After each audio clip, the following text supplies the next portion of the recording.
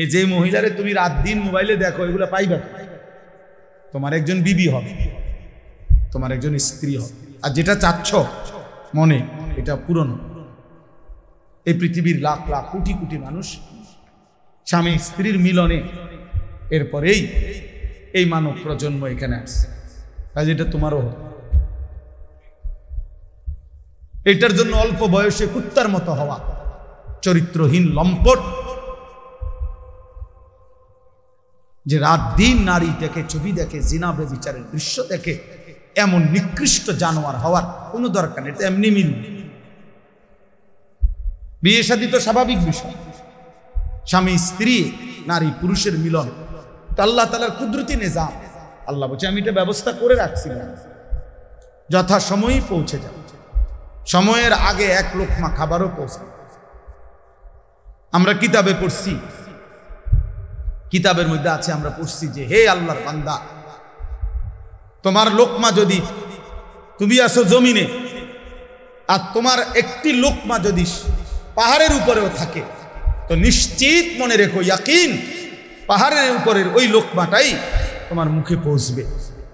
আর আল্লাহর ওলিরা বলেন, যদি হে আল্লাহর বান্দা, তুমি মুখের কাছে দুই ঠোঁটের সামনে নিয়ে আসছো লোকমা, কিন্তু যদি সেটা তোমার ফয়সালাতে না থাকে, খোদার কসম ওই লোকমা তোমার ভিতরে ঢুকবে না। যেটুকু বরাদ্দ ওইটা যদি পাহাড়েও থাকে, সেখান থেকে নেমে আসবে। যেটা বরাদ্দ নাই, সেটা ঠোঁটের কাছে থাকলেও সেটা কি হবে না, মিলবে। অতএব আমাদের জীবনের এটা বড় বুঝা উচিত। আমি বেশি আফসোস করি যে ছেলেরা, বাবা কেন বুঝতেছো না যে তুমি তোমারে চিনলা না কেন? কমপক্ষে ডানে বামে তাকাইও না, এই সমাজের কারো দিকে তাকাইও না, তোমার দিকে তাকাও তো একটু, যে আমি কি করছি সারাটা দিনে। এটা কি একটা সুস্থ মানুষের কাজ? সারা দিনে আমি বেশি ব্যস্ত ছিলাম, আজকে মাগরিব পর্যন্ত আমার বাচ্চা অসুস্থ ছিল, আর আমি ডাক্তার দেখাইয়া বাসাত রাইখা সুদন্যপুর আমার শায়েখ আরিফ বিল্লাহ আল্লামা মুফতি মুশতাকুর নবী কাসেমি হজরতের মাদ্রাসায় আমি যাইতে হয়েছে মাগরিবের পর। ওইখানে ইসলাহি মাহফিল, সেখানে আমি 20 মিনিট বয়ান করছি, এরপরে এখানে আসছি। আমি বারবার যোগাযোগ হইতেছে যে দেরি হয়ে যাইতেছে, বা আমার আরেকটা মাহফিল আছে, সবই ঠিক আছে, কিন্তু আমি মাঝখানে ঠিকই এরপরেও এলিটগঞ্জ পাম্পে আমরা এশার নামাজ জামাতে পড়ে আসছি। মাহফিল যদি কাইতে হইয়া যায়, চিত হইয়া যায়, আমাকে আমার নামাজ পড়তে হবে না? শ্রোতা যদি চলেও যায়, আমাকে আমার নামাজ পড়তে হবে না? ওই দেখো, ওই দেখো, ওই অপদার্থরে দেখ, ঠিক মতো চোখেও দেখে না, কিন্তু মাগার মোবাইলে দেয়। হ্যাঁ, চোখের লগে লাগাই দাও, এটা গাম দিয়া কষ্টে লাগাই দাও, এই যে আছে এখানে কষ্ট। হ্যাঁ হ্যাঁ, না না, লজ্জা, লজ্জা হবে কোন দিন? কোন দিন হবে বলেন? হায়া হবে কোন দিন? তাই না, শিখবে কোন দিন? আমার ছেলে সন্তান শিখবে কোন দিন? ফেরাবে কে এদেরকে? কারো। সবাই, আমরা সবাই ভাবতেছেন পাশ কাইটা জায়গা, সবাই ভাবতেছেন মাথা নোয়া জায়গা, সবাই ভাবতেছেন যার যার রুমে ঢুকে গেলে, ঘরে ঢুকে গেলে দরজা বন্ধ করে দিলে নিরাপদ। আল্লাহর কসম, কোন সমাজের মধ্যে যদি জিনা বেড়ে যায়, বেবিচার বেড়ে যায়, নারী ছেলে মেয়ের অবাধ মেলামেশা চলাফেরা যদি বেড়ে যায়, রব্বে কাবার কসম কিতাবে আছে, ওই সমাজের কোন ঘর আর পবিত্র নারী মিলা কঠিন হয়ে যায়। আগামীর প্রজন্ম হয়তো নেককার মেয়ে, চরিত্রবান মেয়ে, সতী সাথী মেয়ে মিলাটা কঠিন হয়ে যাবে যদি জেনা বেবিচার আর পরকিয়া আর হারাম অসভ্যতা এইভাবে ছড়িয়ে যায়। কষ্ট হয়ে যাবে, কষ্ট হয়ে যাবে। এমনি বেড়ি তো একটা মিললেই হলো না, একজনের লগে হুইত্যা লাইলে তো হলো না। বোঝেন নাই আমার কথাটা? একজনের লাগে শুইয়া লাইলে তো হলো না।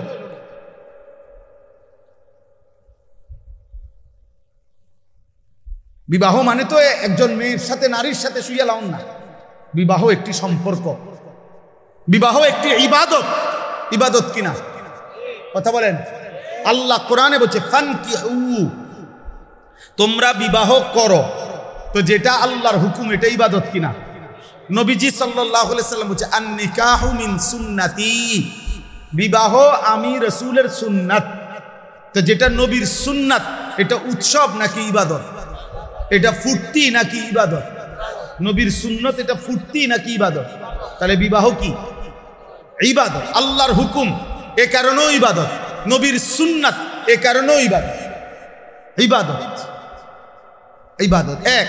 দুই নাম্বার, বিবাহ মানে একটি ছেলে মেয়ের এই সম্পর্ক শুধু উপভোগের সম্পর্ক নয়, বরং এই স্বামী স্ত্রী মানে এখান থেকে কিয়ামত পর্যন্ত একটি প্রজন্ম। আমার দাদা দাদির মিলনে আমার বাবা, মা বাবার মিলনে আমি, আমার স্ত্রী পরে আমার সন্তান। তাইলে এইভাবে এটা একটা সিরিয়াস, এটা একটা সিরিয়াস। আমার দাদা 5 ওয়াক্ত নামাজ পড়ছেন রমজান মাসে, পুরা রমজানে মসজিদে ছিলেন, শেষ 10 দিন ইতিকাফ করছেন। ঈদের চাঁদ উঠছে, ঈদের দিন দাদা সকালবেলা ভোরে মসজিদ থেকে বের হইয়া ঈদের নামাজ পড়া ঘরে আসছে। চাচারে কইছে, ছোট চাচারে যে আমারে, আমি আমার শ্বশুর বাড়ির যাবো, আমার একটা রিস্কা এনে দে। আমার চাচার নাম হুসেন, হুসাইন। ওই যে হুসেন, আমারে একটা রিস্কা এনে দে ফুট, আমি আমার শ্বশুর বাড়ির যাবো। দাদা বুড়া মানুষ।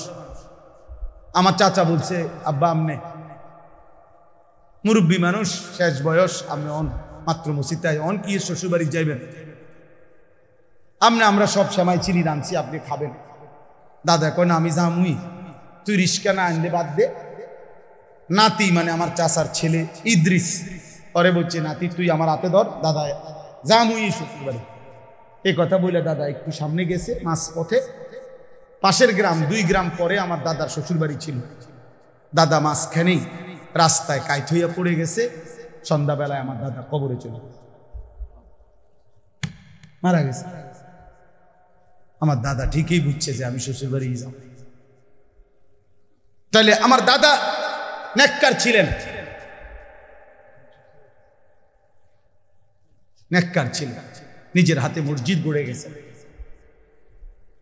তাহলে এটা একটা প্রজন্ম, স্বামী স্ত্রীর সুন্দর একটি সম্পর্ক, এদের ঈমান ইসলাম, এদের পাক পবিত্রতা, পর্দা পুশিদা, এটা একটা জেনারেশন তৈরি করে। গোবর থেকে দুর্গন্ধই বের হবে, গোলাপ ফুল থেকে সুঘ্রাণই বের হবে। অতএব রাস্তা রাস্তায় ঘুরত যে মেয়ে, বিবাহের আগে কোনো না কোনো ছেলের সাথে হারাম কোনো সম্পর্ক করত যে মেয়ে, আল্লাহর কসম এই অপবিত্র মেয়ে থেকে পবিত্র কিছু আশা করা যাবে না।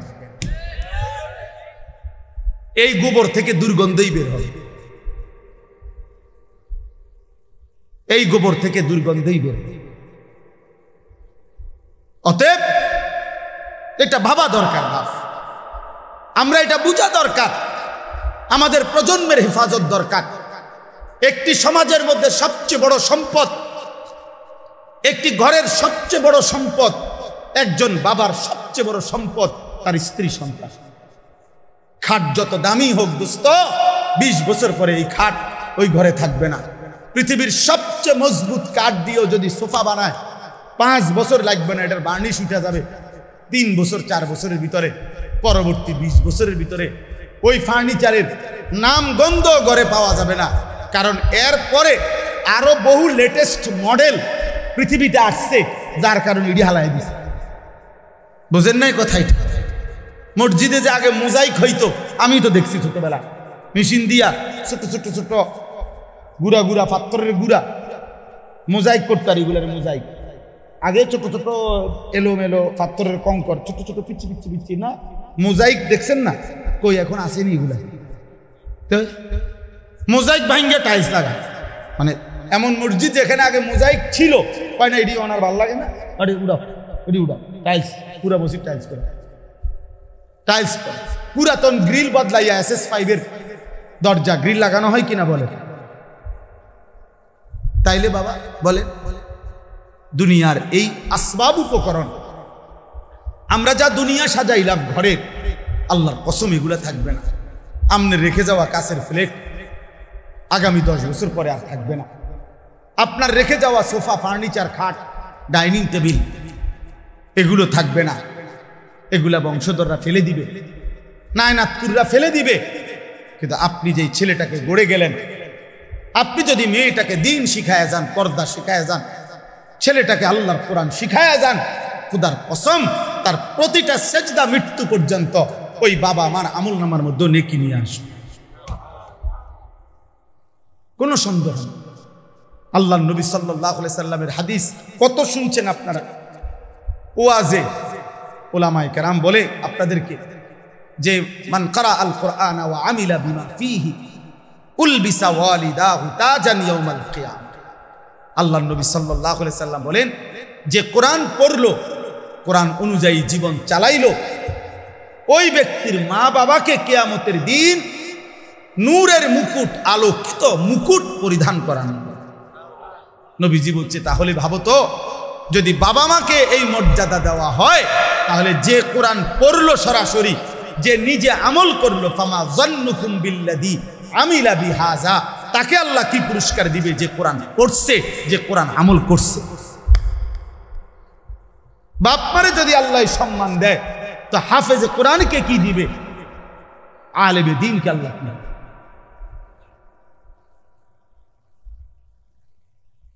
এজন্য প্রিয় ভাই, প্রিয় বাবা, সবাই মিলে গুনাহ ছাড়ুন। আমার মূল বক্তব্য আজকে এটুকু, গুনাহ ছেড়ে দিতে হবে। আখিরাত যদি পাইতে হয়, জাহান্নাম থেকে বাঁচতে হলেও গুনাহ ছেড়ে দেওয়া জরুরি, জান্নাতে প্রবেশ করতে হলেও গুনাহ ছেড়ে দেওয়া জরুরি। এক মুমিনের ডিউটি দুইটা, একজন মুসলমানের জীবনের 24 ঘন্টা কাজ দুইটা। এক, গুনাহ বর্জন করা, দুই, আদেশ পালন করা।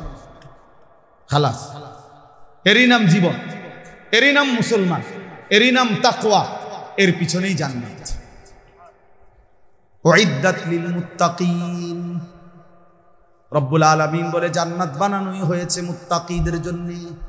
আর মুত্তাকি বলেই তাকে ওই মুমিনকে, যেই মুমিন প্রথমত গুনাহ বর্জন করে, দ্বিতীয়ত আদেশ পালন করে।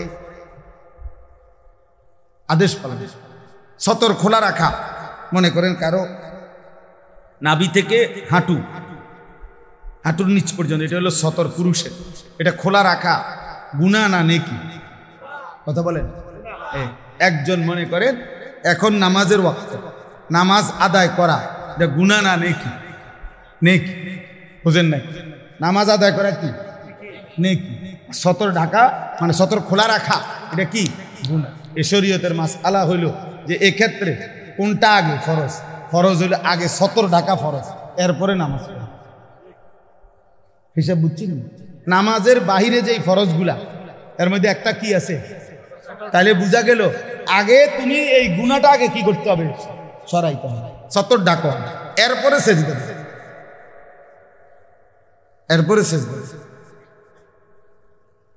আগে সুদের থেকে বাঁচা জরুরি, এরপরে দান সদকা উপকারী। আগে কিস্তির থেকে বাঁচা জরুরি, এরপরে দান সদকা করা উপকারী। আগে লোন থেকে বাঁচা জরুরি, এরপরে দান সদকা করা উপকার।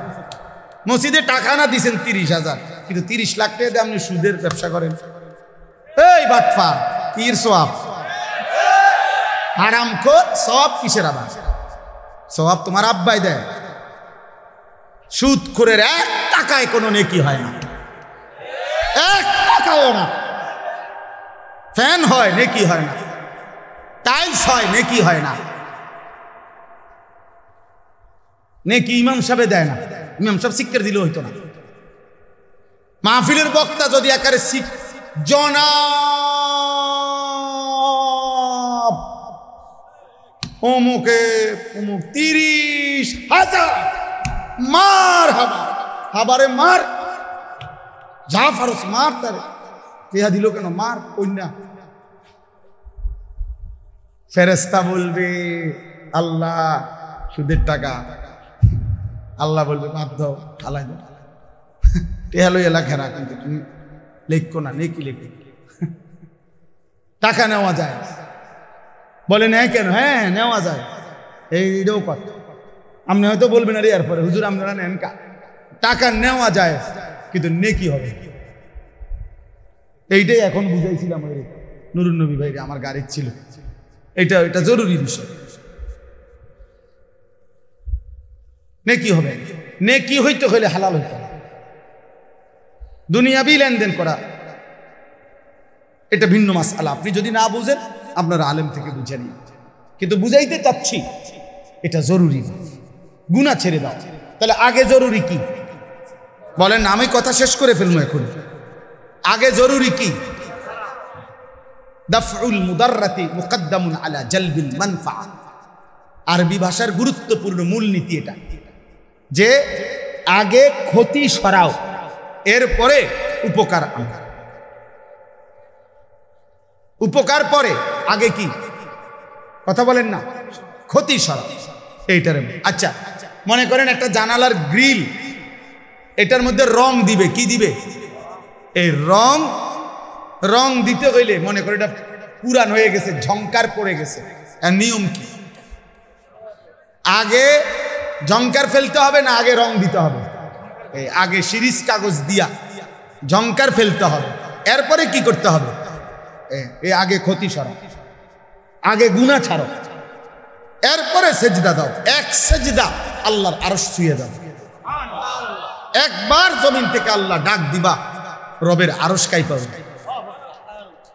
সত্য কি? গুনাহ ছেড়ে, গুনাহ ছেড়ে, গুনাহ ছেড়ে। আরো বাংলা উদাহরণ দেই, আমরা বাঙালি উদাহরণ আছে। কোন ব্যক্তি মনে করেন কারো বাড়ির দরজায় গেইটে ভিক্ষার জন্যই মনে করেন হাত পাচ্ছে, এই সময় বাড়িওয়ালার কুকুর, পালা কুকুর খেউ খেউ কইরা দরজার সামনে আইছে, বেড়ারে মানে ধরে লেব দশা। এখন এই লোক কি বলবে? বাড়িওয়ালার আগে কি বলবে? যে কি সরাও, আমার চাল লাগবে না ভাই, আল্লাহ দোহাই, আমার কি লাগবে না, তুই এটা সরা ভাই, এটা সরা। কামড় না দোক, কামড় না দোক, শুধু এইটারে কয় কি? ভিক্ষা থাক, কুত্তা সামলাও, চাল লাগবে না, উপকার করণ লাগবে না ভাই, ক্ষতি যাতে না করে, ক্ষতি যাতে না। এই জন্য এক মুমিনের প্রথম ডিউটি, যুবক হোক বৃদ্ধ হোক, আমি হই তুমি হোক, আলেম হোক পাবলিক হোক, আপনি মনে রাখবেন। আপনারা অনেক সময় অনেকে আছে বলে আরে কয় তো লম্বা লম্বা, হুজুরের মধ্যে তো দোষের অভাব নাই, বলে কি না বলেন? আমিও তো বলি হুজুরের মধ্যে দোষের অভাব নাই। হুজুররা কি বেহেশতের থেকে নিয়ে আসছে? আমি কি এখন বেহেশতের থেকে আসছি না ক্যান্টনমেন্ট থেকে আসছি? ময়নামতি সাহেবের বাসা আমার বাসা, আমি কোনো বেহেশতের থেকে আসছি? মানে আপনি যদি মনে করেন কোনো হুজুরেরও দোষ আছে, হ্যাঁ হ্যাঁ, তো আপনি আমার জন্য দোয়া করেন। আমরা আপনাদের জন্য দোয়া করি না? কথা বলেন না কেন? তো আপনারা আমার জন্য দোয়া করবেন যে আল্লাহ ওনারও গুনার থেকে বাঁচান, ওনারও আল্লাহ আপনি নেক আমলের তৌফিক দেন। আমি আপনার কাছে দোয়া প্রাপ্য না? কথা বলেন না কেন? তো তাই অসুবিধা, এটা কিন্তু সূক্ষ্ম ধোঁকা, সূক্ষ্ম ধোঁকা। আপনি চোখের সামনে দেখতেছেন আমরা দুইজন, তো এখন আমি পড়ে গেছি পানিতে, তো এরপরে আপনার দায়িত্ব এটা, আর আমি থাইকে লাভ করে লাগ, এটাই তো কথা। এটা কোনো বুদ্ধিমান করবে? এটা আমার সাথী আগুনে পুড়ে গেছে, আর আমি আর হুজুরে জেনে আগুনে ফিরে গেছে, তো আর আমি পাবলিক থাকতে কি, আমরাও আগুনে পুড়ে যাই, এটা নিয়ে নিয়ম। তো যদি মনে করেন আমি ভুলে করে ফেলছি, যদি মনে করেন আমি গুনাহ করছি, যদি মনে করেন আমি হারাম করছি, এই বলে কি আপনিও হারাম করবেন? এটা জরুরি, গুনাহ ছেড়ে দিন। এই আজকের মূল বক্তব্য এটা, গুনাহ ছেড়ে দিন। এক মুমিন প্রথম কি ছেড়ে দিতে হবে? গুনাহ ছেড়ে।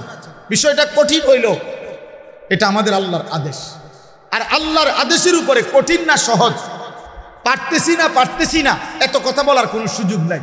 আপনার যদি মন নাও চায়, আপনার যদি বিবেকে নাও চায়, আপনার যদি কলজাটা ফাইটাও যায়, তারপরেও আপনি আল্লাহর হুকুমের জন্য গুনাহ ছাড়তেই হবে, ছাড়তেই হবে, ছাড়তেই হবে। কার হুকুম এটা? আমার মালিকের। বসে আদেশ করছে, অতএব অনেক সময় অনেক কাজ ভাল লাগতেছে না, তারপরও অধীনস্থ কর্মকর্তা তার বসের আদেশ মন না চাইলেও পালন করতে হবে। আর মন চাইলে তো ভালোই, মন চাইলে তো কি ভালো, এটা জরুরি বিষয়। এজন্য গুনাহ ছেড়ে দাও, গুনাহ ছেড়ে দাও। তাকওয়ার প্রথম অর্থ গুনাহ বর্জন, দ্বিতীয় অর্থ আদেশ পালন। আর আল্লাহ এটাই বলছি, ইয়া আইয়ুহাল্লাযীনা আমানুত্তাকুল্লাহ, ইয়া আইয়ুহাল্লাযীনা আমানুত্তাকুল্লাহ। কোরআনুল কারীমে প্রায় 7 বার এই কথাইটা আল্লাহ বলছে, হে ঈমানদার, ইত্তাকুল্লাহ, ইত্তাকুল্লাহ, ইত্তাকুল্লাহ, ইত্তাকুল্লাহ, ইত্তাকুল্লাহ, ইত্তাকুল্লাহ, ইত্তাকুল্লাহ। হে আল্লাহর বান্দা, হে মুমিন, আল্লাহকে ভয় করো, আল্লাহকে ভয় করো, আল্লাহকে ভয় করো। আর তাফসীরের মধ্যে লিখছে, যদি প্রশ্ন করেন যে হুজুর আল্লাহকে ভয় করা মানে কি, আল্লাহকে ভয় করার প্রথম অর্থ গুনাহ ছেড়ে দেওয়া, দ্বিতীয় অর্থ আদেশগুলো পালন। আগে গুনাহ ছেড়ে দাও, আগে গুনাহ ছেড়ে দাও। ওয়াদারু যাহিরাল ইসমি ওয়া বাতিনা, আল্লাহ বলছে প্রকাশ্য গোপন সব গুনাহ ছেড়ে দাও। নবীজি বলছেন, রাসূলুল্লাহ সাল্লাল্লাহু আলাইহি ওয়াসাল্লাম বলছেন, ইয়্যাকুম ওয়াল কাযিব, মিথ্যা বলা ছেড়ে দাও। আলাইকুম বিসসিদক, নবীজি বলছে সত্য বলাকে জীবনের জন্য গ্রহণ করে। অতএব দয়া করে এটা বুঝতে হবে। তো এই আয়াতটা এবার আসেন, আমি যেই পড়ছি সূরা নূর 18 নম্বর পারা, কোরআনুল কারীমের 24 নম্বর সূরা 30 নম্বর আয়াত, এই একটি আয়াতের এবার তর্জমা বললে আমার কথা শেষ। আল্লাহ তাআলা এখানে বলছেন, কুল, হে নবী আপনি বলুন, লিল মুমিনিনা, সকল ঈমানদার পুরুষদেরকে, ইয়াগুদ্দু মিন আবসারিহিম ওয়া ইয়াহফাজু ফুরুজাহুম, তারা যেন বাধ্যতামূলক 2টা কাজ করে। এক, তারা যেন সকলেই তাদের চোখ ভিন নারী, হারাম ছবি, হারাম দৃশ্য থেকে চোখ যেন নিচে নামায়। ওয়া ইয়াহফাজু ফুরুজাহুম, এবং সমস্ত ঈমানদার পুরুষদেরকে বলেন তারা যেন তাদের লজ্জাস্থানের হেফাজত করে। কোনো জিনা, কোনো ব্যভিচার, হাতের নাপাক ব্যবহার, কোনো রকমের অসভ্যতা, নারী পুরুষ, পুরুষ পুরুষ, যেই কোনো রকমের অপকর্ম নিজের লজ্জাস্থান দ্বারা যেন না করে, লজ্জাস্থান যেন হেফাজত করে এবং চোখ যেন নিচে নামে। প্রিয় ভাই, এই প্রথম কথাটা বলার জন্যই আমি এই কথাগুলো বলছি। আজকের সময়ের বিবেকবান যারা, দিন নিয়ে যারা ভাবে, মানুষকে নিয়ে যারা ভাবে, এরকম বিবেকবান বিচক্ষণ বুজুর্গ আল্লাহওয়ালা ওলামায়ে কেরামের মূল বক্তব্য হলো, বর্তমান সময়ে মানুষের সবচেয়ে বেশি যেই গুনাহটি হচ্ছে সেটা হলো এই চোখের গুনাহ। কিসের গুনাহ বলেন? এই চোখের। দিবা নিশি আমাদের মা বোনেরা বেপর্দা রাস্তায় চলছে, নিজেদের ভিন্ন রকমের অঙ্গভঙ্গি, আর এটা পুরুষ প্রতিনিয়ত দেখছে, অথচ এটা হারাম। মোবাইলে প্রতিনিয়ত কিশোর যুবক ছেলেরা, একটা বয়সী ছেলেরা একেবারে বেসামাল এই বড় মোবাইল ব্যবহার করে রাত নাই দিন নাই সারা রাত নারী ছবি অস্থি দৃশ্য দেখছে, অথচ খোদার কসম এটা একদিন জাহান্নাম ছাড়া আর কিছুই নেই। আল্লাহর নবী সাল্লাল্লাহু আলাইহি সাল্লাম বলেছেন, যে ব্যক্তি কোনো নারীর সৌন্দর্য হারাম, যেটা তার দেখার অনুমতি নাই, সে দেখলো, খোদার কসম নবী বলছে কিয়ামতের দিন তার 2 চোখে সীসা জাহান্নামের আগুনে গলাইয়া এরপরে সীসা ঢেলে দাও, সীসা ঢেলে দাও, সীসা ঢেলে দাও। অতএব আপনাদের কাছে অনুরোধ করছি, এই ছোট্ট কথাটা আল্লাহ তাআলা আমাদেরকে বলছেন, ইয়াগুদ্দু মিন আবসারিহিম, চোখ নামাও, চোখ। যুবক ভাই, তোমরা অনেক নওজোয়ান, মাশাআল্লাহ, প্রিয় সন্তান, নিজের উপরে দয়া করো। এই মোবাইলের অব্যাহত নেশা তোমারে ক্ষতিগ্রস্ত করবে। একদিন তুমি দুনিয়াও আগামাতা কিছুই খুঁজে পাবা না, আখেরাত আখেরাত। বয়স্ক বাবা যারা আছেন এখনো 50-60 বছর, অথচ এখনো চা দোকানে, টেলিভিশনে নাটক, সিনেমা, নর্তকীর নাচ দেখার অভ্যস্ত বা অভ্যাস আছে, আল্লাহর ওয়াস্তে চাচা ছেড়ে দেয়। এটা অসভ্যতা ছাড়া এই বয়সে আরো বেশি অসভ্যতা। এই জন্য আল্লাহ নবী সাল্লাল্লাহু আলাইহি সাল্লাম স্পষ্ট বলছেন, রাগ হবেন না, নবীজি বলছেন, আল্লাহ নবী সাল্লাল্লাহু আলাইহি সাল্লাম বলছেন, হাসরের দিন আল্লাহ তাআলা ওই বান্দার দিকে তাকাবেন না, আল্লাহ তাআলা তাকে পবিত্র করবেন না, আল্লাহ তাআলা তাকে জাহান্নাম থেকে বাঁচাবেন না। এই কথা বলতে গিয়ে এক নম্বরে যার কথা বলছে নবীজি বলছেন যে আশ-শাইখুজ জানি, যে বুড়া ব্যভিচারী। খোদার কসম, বয়স বেশি, বয়স হয়ে গেছে, অথচ এখনো জিনাকার, ব্যভিচারী। আর চোখ দিয়ে ভিন নারী দেখলে এটাও জিনা, হাত দিয়ে ছুঁয়ে দিলে এটাও জিনা, কান দিয়ে শুনলে ভিন নারীর কথা, হারাম কথা, এটাও জিনা, অন্তর দিয়ে কল্পনা করলে এটাও জিনা, লজ্জাস্থান দিয়ে জিনা করলে এটাও জিনা। নবীজি বলছেন। অতএব আল্লাহ নবী সাল্লাল্লাহু আলাইহি সাল্লাম বলছেন, বয়স্ক হওয়ার পরও যে জিনার অভ্যাস, হারাম নারী দেখার অভ্যাস, বাস্তবে হোক আর মোবাইলে হোক আর টেলিভিশনে হোক আর সাদওয়ানে হোক, এই বদভ্যাস যে ছাড়ে নাই, আল্লাহ তাআলা তার দিকে কিয়ামতের দিন তাকাবেন না, আল্লাহ তাকে পবিত্রও করবে না, আল্লাহ তাকে জাহান্নাম থেকে বাঁচাবে। অতএব দয়া করে জওয়ান কিংবা বৃদ্ধ এবং নারীরা যারা, পরের আয়াতে আল্লাহ বলছেন, ওয়া কুল্লিল মুমিনাত ইয়াগদুদনা মিন আবসারিহিন্না ওয়া ইয়াহফাজনা ফুরুজাহুন্না। আল্লাহ বলছে মুমিন মহিলাদেরকেও বলেন তারা যেন ভিন পুরুষ থেকে তাদের চোখ নামিয়ে রাখে এবং তারাও যেন তাদের লজ্জাস্থান হেফাজত করে। অতএব চোখ হেফাজত করা, হারাম দৃশ্য, হারাম ছবি, অশ্লীল নাচ গান, হারাম নারীর দিকে তাকানো, যত মন চায় বাপ, যদি কলিজা ছিঁড়েও যায়, যদি কলিজা ছিঁড়েও যায়, হাজার লক্ষবারও যদি মন চায়, প্রিয় যুবক আমার, নওজওয়ান সাথী আমার, প্রিয় ভাই আমার, বন্ধু আমার, মুসলমানের সন্তান, তুমি ফিরে আসো। আমি এক বন্ধু অনুরোধ করলাম, এতে করে লাভ কি হবে? যালিকা আযকা লাহুম। কোরআনের এই আয়াতে আল্লাহ বলেন, যদি কেউ এই দুইটি কাজ করে, এক চোখ হেফাজত করে, দুই লজ্জাস্থান হেফাজত করে, আল্লাহ বলেন আমি ওয়াদা দিলাম, আমি তার অন্তর 100 শতভাগ আমি তার দিল পবিত্র করে দেব, 100 পবিত্র। ইন্নাল্লাহা খাবীরুম বিমা ইয়াসনাউন।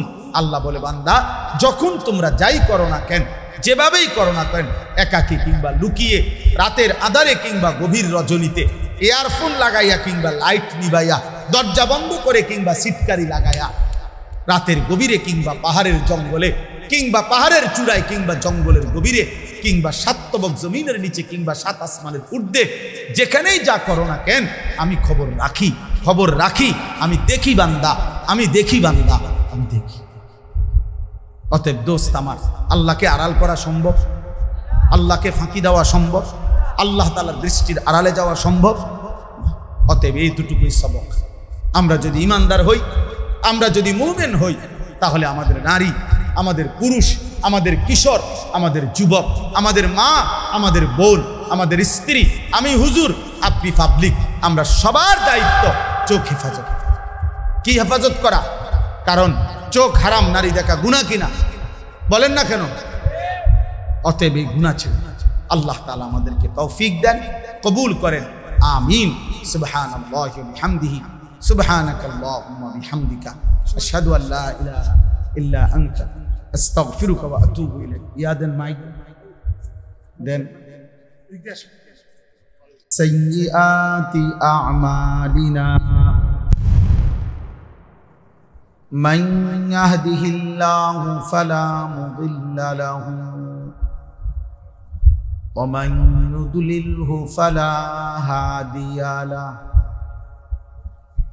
ওয়া নাশহাদু আল্লা ইলাহা ইল্লাল্লাহু ওয়াহদাহু লা শারীকা লাহু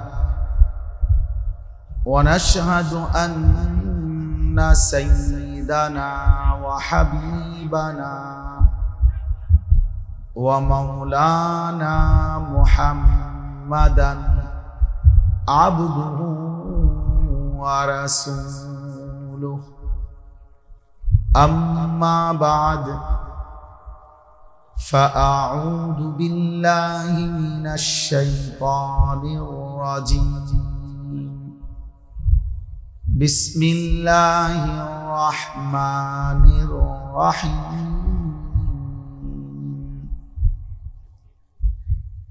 কুল লিল মুমিনিনা ইয়াগুদ্দু মিন আবসারিহিম يغضوا من أبصارهم ويحفظوا فروجهم ذلك أزكى لهم إن الله خبير بما يصنعون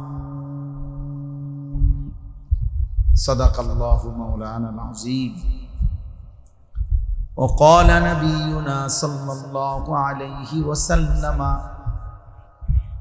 يا علي لا تتبع النظرة النظرة فإن لك الأولى وليست لك الآخرة اللهم صل على محمد وعلى آل محمد كما صليت على إبراهيم وعلى آل إبراهيم إنك حميد مجيد اللهم بارك على محمد وعلى آل محمد كما باركت على إبراهيم وعلى آل إبراهيم إنك حميد مجيد سبحانك لا علم لنا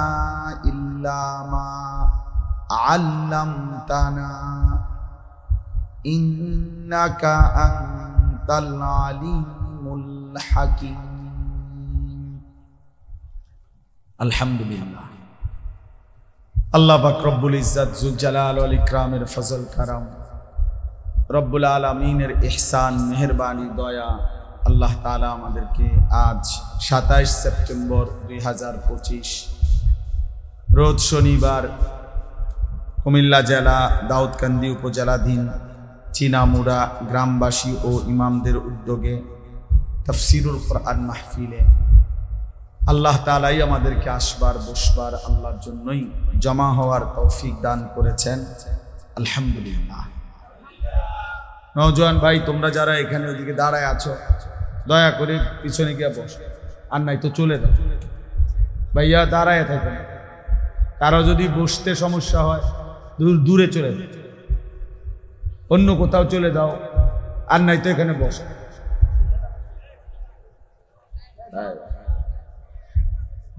যাও ভাই বসো, এই ছেলেরা বসো, বাবা বসো, তোমরা যাও, সরো দিও, সরো ভাই, বড় কথা শোনো ভাই, বসো। তোমরা দাঁড়ায় আছো তো বসো। এই ছেলে শুনতেছো তোমরা? সবাই বসতে হবে। মাশাআল্লাহ মাশাআল্লাহ। দুই একজন চলে গেলে কোনো সমস্যা নেই, টেনশন করার কিছু, সবাই শুনতে হবে, এটা জরুরি। এটা তো আপনার নির্বাচনী জনসভা না যে ভোট দরকার, কথা বুঝছেন না তো? কাজেই এখানে কোনো সংখ্যা বিষয় না, আল্লাহর কথা বললেই হবে, শুনলেই হবে। একজন শুনলেও সমান গুরুত্ব, 100 জন শুনলেও সমান গুরুত্ব, কোনো অসুবিধা নেই। আল্লাহর কথা বলার ক্ষেত্রে কম বেশি কোনো বিবেচ্য বিষয় নেই। আল্লাহর কথা বলতে পারা, এটাই মেইন বিষয়। এই ছেলে, গেঞ্জিওয়ালা ছেলে, তোমার তো আরো একবার বললাম, না বসলে তুমি চলে যাও ভাই এর থেকে, তোমার তো অনুমতি দিলাম। বউ না, তোমরা পিছনে দাঁড়ায় আছো কেন বাবা? একটু চাপায় বসো, জায়গা আছে, এখনো অনেক জায়গা আছে। বউ বাবা, ভদ্রতার জন্য বসো। হ্যাঁ, নাই তো চলে যাও, মাশাআল্লাহ, কোনো অসুবিধা নেই।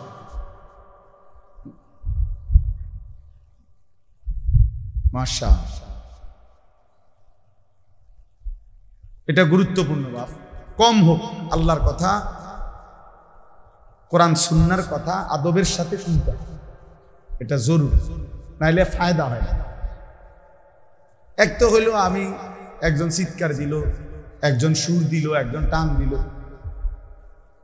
কিছু বুট বাদাম বেচা হইল, এই সব মিলে ঝিলে কিছু একটা হইল না ভাইয়া, এটা আসলেই মূল মাকসাদ না। একটা বাঁশ মাটিতে গাঁটতেও কষ্ট আছে। এই রাস্তাটা আমি আসছি এখন অনেক ভাঙ্গা, তাইলে প্রত্যেককেই কষ্ট করে আসতে হয়েছে। সেটা যদি কোনো ফায়দা না, আপনি দেখেন ওইখানে বুট বাদামের দোকানে অনেক লোক দাঁড়ায়ছে, অসংখ্য লোক এখন এই মাত্র। তাহলে সামান্য বাচ্চাদের কতগুলো খেলনা জিনিস, এই ছোট ছোট বাস, ছোট ছোট গাড়ি ঘোড়া, এগুলোর দোকানে এত লোক দাঁড়ায় থাকা কি অর্থ আছে বলো? মানুষের তো স্বাভাবিক একটা বিবেক থাকা দরকার, আমি এনে কেন দাঁড়ায়? অথচ বাড়ির থেকে রওনা দিছে, অথবা বাড়িওয়ালা ঘরওয়ালারা জানে ওয়াজে গেছে, এটা জানে না, কি বলে? কিন্তু শয়তান মাঝপথে আটকায় আছে। হ্যাঁ, এটা কোরআনুল কারীমের মধ্যে আছে। আল্লাহ তাআলা কাছে শয়তান চ্যালেঞ্জ করেছে, তাল্লাহি লা উযায়্যিনান্না আ'মালাহুম ওয়া লা উগদিয়ান্নাহুম আজমাইন। আল্লাহর কসম, হে আল্লাহ, আমি আপনার বান্দাদের কাছে তাদের কাজকে গুনাহের রং দিয়ে সাজিয়ে দেব, অতঃপর আপনার বান্দাদেরকে আমি পথভ্রষ্ট করে দেব, পথভ্রষ্ট করে দেব। আল্লাযীনা যাল্লা সা'য়ুহুম ফিল হায়াতিদ দুনিয়া ওয়া হুম ইয়াহসাবুনা আন্নাহুম ইউহসিনুনা সুনআ। কোরআন শরীফে আছে, আল্লাহ বলেন অসংখ্য ক্ষতিগ্রস্ত বান্দা আছে এমন, দিন রাত তারা তাদের পরিশ্রম, কর্মকাণ্ড, কাজকর্মের দ্বারা ভাবতেছে অনেক ভালো কিছু করছে। আল্লাহ বলেন অথচ আসলে তারা ধোঁকা খাচ্ছে, বরং পথভ্রষ্ট হচ্ছে, নিজেদের সমস্ত আখিরাত খাসারা বরবাদ করছে, বরবাদ করছে। আফামান যুগ্গিনা লাহু সুউ আমালিহি ফারাআহু হাসান, এটাও কোরআন শরীফের আয়াত। আল্লাহ তাআলা বলেন যাকে তার গুনাহ, তার নাফরমানির কাজটাকে তার কাছে খুব সুন্দর করে দেয়া হয়েছে, আর সেইটাকে মনে করতেছে ভালো কাজ, অথচ আসলে শয়তান তার নিকটে গুনাহকে সুন্দর করে সাজিয়ে দিয়েছে, সাজায় দিয়েছে।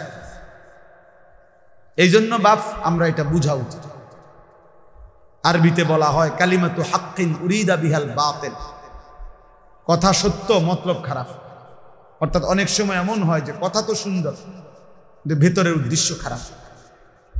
এই জন্য অনেক কিছু তো আমাদের কাছে মনে হয় এটা করলে খুব সুন্দর হবে, কিন্তু এর দ্বারা উদ্দেশ্য ভিন্ন।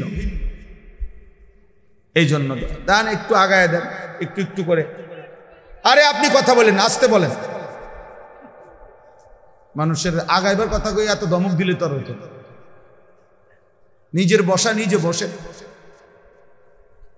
একটু একটু আগায় দেন। মানুষ একজন বসতে এত আগাল্লা কি দাম? জি মাশাআল্লাহ। চলেন, 2 নাম্বার কথা হলো ভাইয়া, আমার প্রিয় ছোট ভাই হাফিজ মাওলানা আতিকুর রহমান আশরাফ, আমি আইসেই শুনতেছি, বলতেছে এই মাত্র সে বলছে এটা আপনাদের কাছে। আমি আবার বললাম ছেলেরা, ভাইয়া একটা ছেলে মোবাইল হাতে ধইরা ভিডিও বা রেকর্ড করবা আমি নিষেধ করলাম, আর একটা মোবাইলও ধরে রাখবে। আমি নয়তো উঠাই দেবো তোমার দোস্ত, তুমি উঠে যাইতে হবে এখান থেকে, এরপরে ধমক দিলে লজ্জা পাই। আমি আগেই বলছি আমি ব্যক্তিগতভাবে কোনো প্রার্থী না, নির্বাচনের কোনো জনসভার জন্য আসিনি। আমার একটা মার্কা আছে, সবাই একটু খেয়াল রাখেন না, কোনো মার্কা নেই। কথা বুঝছেন কিনা? আমি কোনো প্রার্থী না, এটা কোনো নির্বাচনী জনসভা। অল্প একটু সময় আল্লাহর কথা বলা, আখিরাতের কথা মনে করায়। ওয়াজের মূল মাকসাদ কি? মূল মাকসাদ আত-তারগীব ওয়াত তারহিব। অর্থ হলো জান্নাতের কাজের প্রতি উৎসাহিত করা জাহান্নামের কাজের প্রতি ভয় প্রদর্শন। আত-তারগীব মানে হলো উৎসাহিত করা, আত-তারহিব মানে হলো ভয় প্রদর্শন। এটাই মূল ওয়াজ, মূলত মাকসাদ এটাই যে আখিরাতের দিকে, জান্নাতি কাজের দিকে আপনাকে উৎসাহিত করলাম, আর জাহান্নামী কাজের দিকে ভয় প্রদর্শন করলাম, ভয় প্রদর্শন করলাম। এটাই মূল বিষয়। এই জন্য দয়া করে অল্প একটু সময় আমরা মনোযোগ দিয়ে শুনলে ফায়দা। মোবাইল নিয়ে আসার আমি এখানে নামছি এই মাত্র গাড়িতে, পুরাটা জায়গা আমরা খেয়ালও করি না, ড্রাইভারও বুঝে নাই, মানে পুরা কাদা। আমি কাদার মধ্যে পাও ডাইবা গেছে, আমি আপনার লুঙ্গি সহ জামাটা উঠাইতেছি আর ওই অপদার্থ এটার ভিডিও। তাহলে মানুষ কি পরিমাণ, ছেলেরা কি পরিমাণ বিকৃত মস্তিষ্ক, কি পরিমাণ প্রতিবন্ধী আপনি বলুন। একটা জলজ্জান্ত বাস পুড়ে যাচ্ছে, হাজার হাজার লোক ভিডিও করতেছে। একটা জলজ্জান্ত মানুষ পানিতে ডুবে যাচ্ছে, হাজার হাজার মানুষ ভিডিও করতেছে। এই হলো প্রজন্মের এখনকার হালাত,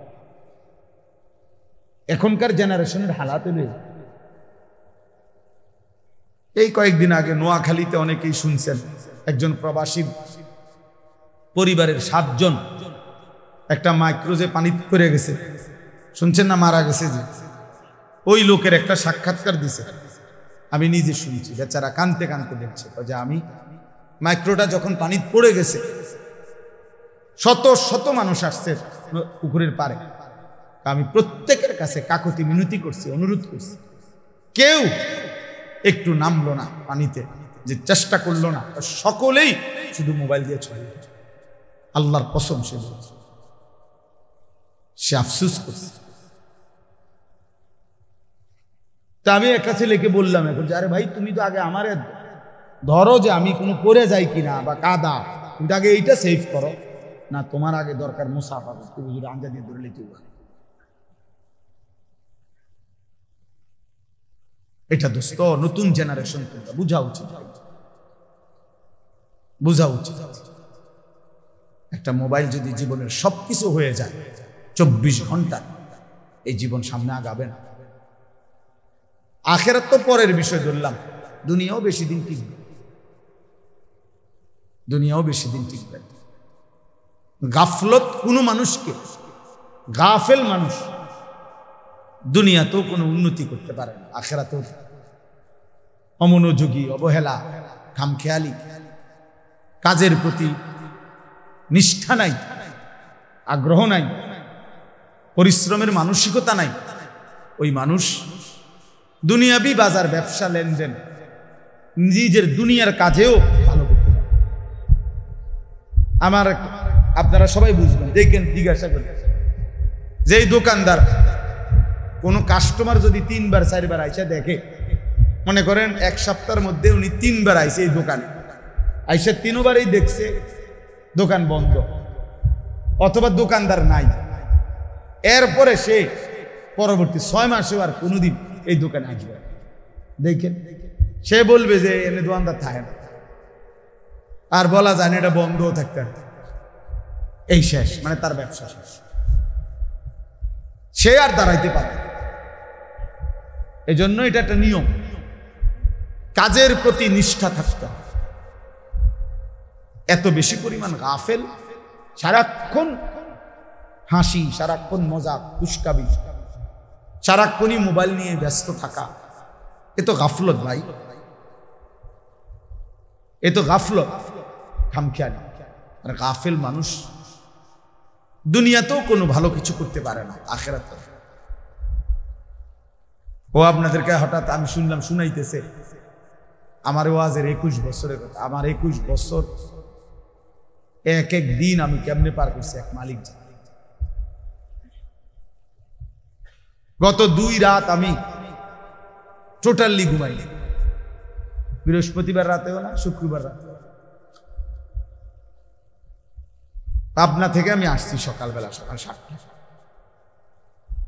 তো বয়ান করছি 1.25 ঘন্টা, ফেরি পার হইতে লাগছে মোট 8 ঘন্টা। তাইলে এজন্য দোস্ত বুঝাইতে চাচ্ছি, কাজের প্রতি নিষ্ঠা থাকতে, আন্তরিকতা থাকতে। দুনিয়াতেও কেউ যদি ভালো কিছু করতে, এই আজকে যারা বড় বড় শিল্পপতি, দুনিয়ার লাইনে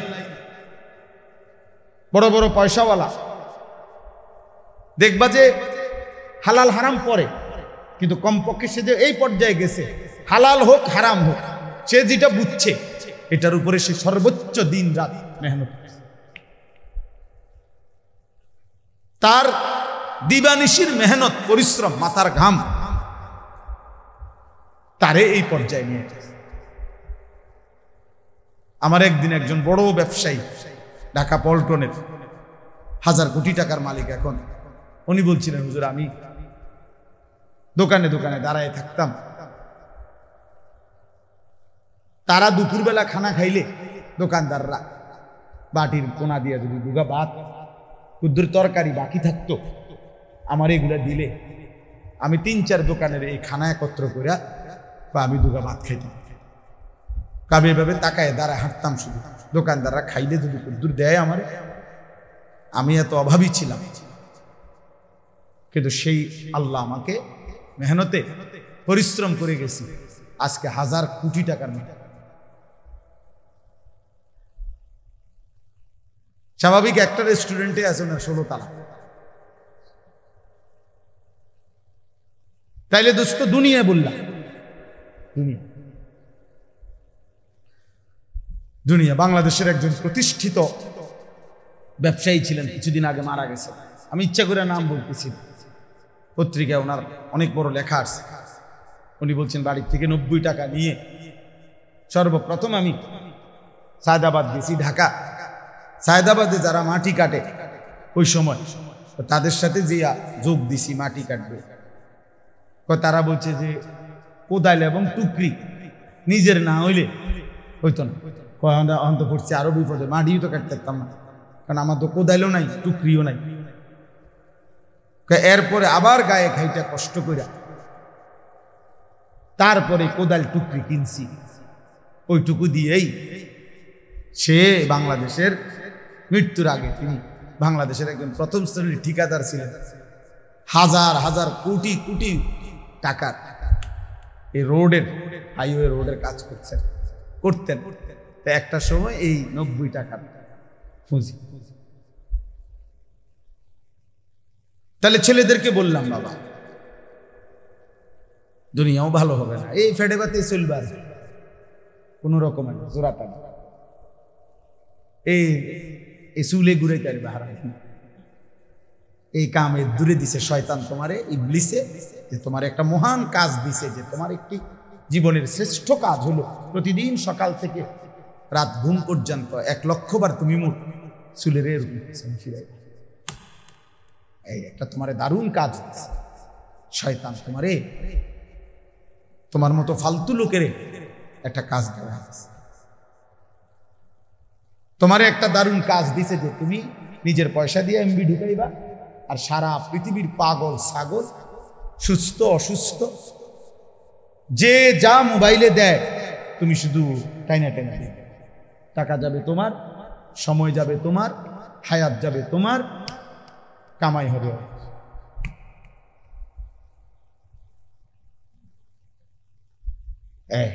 তোমারে বুদ্ধি দিয়ে যে যেমনে পারো টাকা ব্যবস্থা করবে তুমি বাপের টাকা চুরি করো, নয়তো মায়ের টাকা চুরি করো, নয়তো স্কুলের টিফিনের টাকা বাঁচায় রাখো, নয়তো যেভাবে পারো। নারী তোমাকে দেখতেই হবে, উলঙ্গ ছবি তোমাকে দেখতেই হবে, হারাম ছবি তোমাকে দেখতেই হবে, অসৎ বন্ধুদের আড্ডা দিতেই হবে, আড্ডা দিতেই হবে। আল্লাহ আমাদেরকে হেফাজত করে। এজন্য আমি সবাইকে বলি, গাফলত অনেক বড় অভিশাপ, মানে এই খামখেয়ালি, অবহেলা, জীবনটাকে অনাদরে অবহেলায় নষ্ট করে দেয়। বরং বুদ্ধিমান বিবেকবান ব্যক্তি পরিশ্রমী মানুষকে আল্লাহ তাআলা বলছেন, লাকাদ খালাকনাল ইনসানা ফি কাবাদ, তিনটা কসম করে আল্লাহ বলছে যে আমি মানুষের সৃষ্টির মধ্যে আমি আল্লাহ পরিশ্রম করার মেহনত করার যোগ্যতা দিয়েই মানসিকতা দিয়েই আমি সৃষ্টি করেছি।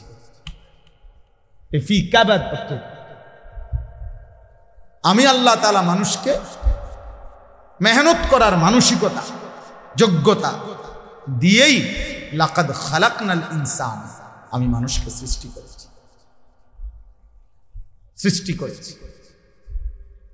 এজন্য সব ছেলেকে বললাম এই ভূমিকা ছাড়াই কথা শেষ।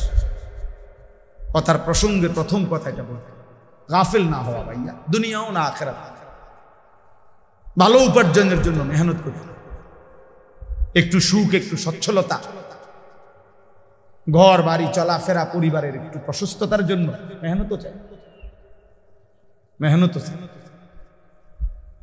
আপনি ঘুমের থেকে উঠে উঠে জমিদারি করবেন, এ কয়দিন তাফালিং, কয়দিন মোটরসাইকেল নিয়ে মাতবুরি, মোবাইল একটা নিয়ে মাতবুরি, কয়দিন ভাইয়া, কয়দিন? তোমার বাবার চোখ বন্ধ হলে না বুঝবা দুনিয়া কাকে, তোমার বাবার উপার্জন শেষ হয়ে গেলে না বুঝবা দুনিয়া কাকে বলে। তোমার কাঁধে যখন উপার্জনের দায়িত্ব আসবে তখন না বুঝবা দুনিয়া কাকে বলে, রোজগার কত কষ্ট। সেদিন আমি একজন লোককে দেখছি, তাকাইয়া দেখছি অনেকক্ষণ, ট্রাকের থেকে সিমেন্টের বস্তা নামাইতেছে। আমি লোকটার দিকে তাকাইয়াছিলাম, সারাটা শরীর ঘামে, আমার মনে হয় যেন লোকটা মানে পানির মধ্যে, সারাটা চুল চেহারা তার ঘামে, ঘাম বাইয়া বাইয়া পড়তেছে। তাহলে এক বস্তা ট্রাকের থেকে প্রতি বস্তা সিমেন্ট নামাইয়া গোডাউনে থুইলে সর্বোচ্চ 60 টাকা 8 টাকা বা 10 টাকা দেয়, সর্বোচ্চ রেট হলো 10 টাকা, মানে এন থেকে হয়তো গোডাউনে থুইবে আর কি। তাহলে 50 বস্তা সিমেন্ট যদি এই বেচারা নামায়, তাহলে প্রিয় যুবক ছেলে 50 বার এই লোকটাকে তোমার বাবাকে হতে পারে 50 বারই উনি কোমরটা বাঁকা, নাহলে কেমনি বস্তাটা লইব? 50 কেজি সিমেন্টের একটা বস্তা বেচারা কেমনি নিবে? প্রতিবারে তাকে কোমর বাঁকা করতে হয়েছে। প্রত্যেক বস্তা সিমেন্ট হয়তো ফালাইয়া ছোট্ট একটা গামছা হয়তো কোমরের থেকে খুলে আবার ঘাম মুছছে, আবার আরেক বস্তা লেগে গেছে, আর গুনছে কয় বস্তা হইল, বিনিময়ে 500 টাকা, হয়তো 50 বস্তায় 500 টাকা পাইছে, 10 টাকা করে। সেখান থেকে ভাঙ্গাইয়া তোমারে 200 টাকা দিছিল, তুমি বলছো তোমার স্কুলে দিতে হবে, সেই ঘামে ভেজা 200 টাকা। আর তুমি জানো আর সেই 200 টাকায় মোবাইলে ঢুকাইয়া উলঙ্গ ছবি আর নাচ গান নর্তকী দেখে শেষ করে দিছে। তুমি সন্তান না, বরং তুমি জানো আর,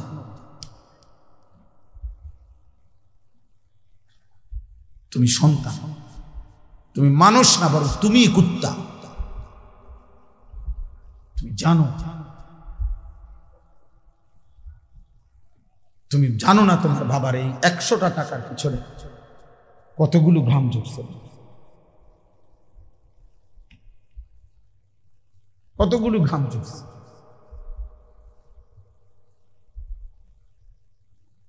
হ্যাঁ, আমার আব্বা ছোটবেলায় আমরা দেখছি সারাদিন স্কুল করে আব্বা যখন আসতেন, প্রাইমারি স্কুলে মাস্টারি করতেন, মসজিদে ইমামতি, আমার আব্বার 1টা বা 2টা গেঞ্জি ছিল, গেঞ্জিগুলোর এই পাশে ঘামে ভিজা। তো আমার মনে আছে কোনো সময় গেঞ্জি ধুইতে দিলে আমরা ধুইতাম না, আমি ফাটতাম না, মানে ঘামের গন্ধে বাবার গেঞ্জি ভিজাতাম। সেখান থেকে আব্বা আমার মনে আছে মাস শেষে প্রতি 300 টাকা মাদ্রাসায় পাঠাইছে আমার লেগে। একটা পোস্ট কার্ডে তখন মানি অর্ডার করতে হইতো টাকা, তো মানি অর্ডার করলে একটা ছোট্ট পোস্ট কার্ড আছিল, ওটার মধ্যে নাম ঠিকানা লিখতে হইতো, নিচে দিয়া একটু জায়গা ছিল এখানে নিজস্ব কোনো কথা থাকলে লিখতে হইতো, তো আব্বা লিখতে, আনিস তোমার জন্য 300 টাকা পাঠাইলাম, বাবা টাকা পাইয়া জানাইও।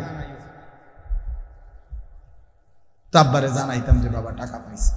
এই 300 টাকা গুনে গুনে 2 টাকা ডাইলবাজি, 2টা পরোটা, এমনি আমি গুনে গুনে খাইতাম, হিসাব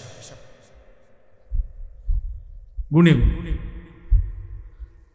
এই জন্য দোস্ত আমার, বন্ধু আমার, আমি বিষয়টা বলি, মেহনত, যথাযথ পরিশ্রম মানুষকে দুনিয়াতেও ভালো করে, আখিরাতেও ভালো। অনেক নওজোয়ান মাশাআল্লাহ, প্রিয় ভাই, আমি অনুরোধ করি পরিশ্রমী, মেহনতি, এমন সুন্দর জীবন, সুস্থতা, এমন সুন্দর যৌবন, এই শুধু শুধু নারী দেখে দেখেও না, এটা মিলে যাবে না।